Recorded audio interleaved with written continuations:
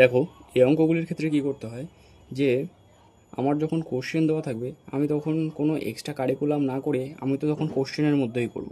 যে আমি আগে এটা লিখে নিতে পারি a ইস টু বি সমান সমান b ইস টু সি সমান সমান c ইস টু ডি, এটা লিখে নিতে পারি, সমান সমান করে দিতে পারি।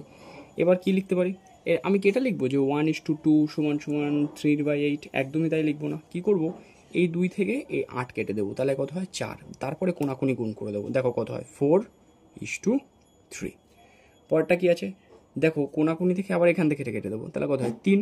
আবার কোনাকুনি গুণ করে দেবো, তাহলে কত হচ্ছে 3:5, তাই তো। এবার কি করব, এবার কি কাটতে পারি, এটা কেটে দিতে পারি। দেখো 2 দুগুণি 4, 3 দুগুণি 6। এবার কোনাকুনি গুণ করব, সবসময় এই গুণটা আগে করব, তাহলে কত হচ্ছে 10:9। দেখো তো এবার আমাদের কাছে পদ্ধতিটা সোজা হয়ে গেল। a ইস টু বি সমান সমান c ইস টু ডি লিখে নিতে পারি। তাহলে a কত হয়, দেওয়া নিয়মে চলে আসবো, 3 4 12, বি কত 3 3 9, সি ডি কত 3 5 15। তারপরে কি করব, এই 15টা আবার লিখব, লেখার পরে কি 9/10, ঠিক আছে। এবার কি করব, 5 দুগুণি 10, 3 5 15। এবার আমি এখান থেকে দেখো একটা জিনিস খুব সহজে করা যায়, দেখো সব কটার থেকে দেখো 3 কমন আছে, তো এই 3 আমি কেটে দিতে পারি সবার সাথে। এই 3কে এখানে কেটে দিতে পারি, তাহলে কত হয় 4। এই 3কে যদি এর সাথে কাটি তাহলে কত হয় 3। এই 3কে যদি এর সাথে কাটি তাহলে হয় 5।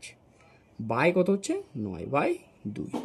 এবার দেখো 4 দুগুণি 8, 3 দুগুণি 6, 5 দুগুণি 10। তারপরে 9-এর সাথে যদি আমি এখানে 2 গুণ করতাম তাহলে এটা কেটে যেত না, তাহলে এটা হতো 9। তাহলে 8 ছোটো করা যাচ্ছে না, তাহলে উত্তরটা কত হচ্ছে 8:6:10:9। দেখো বোঝা যাচ্ছে কিনা।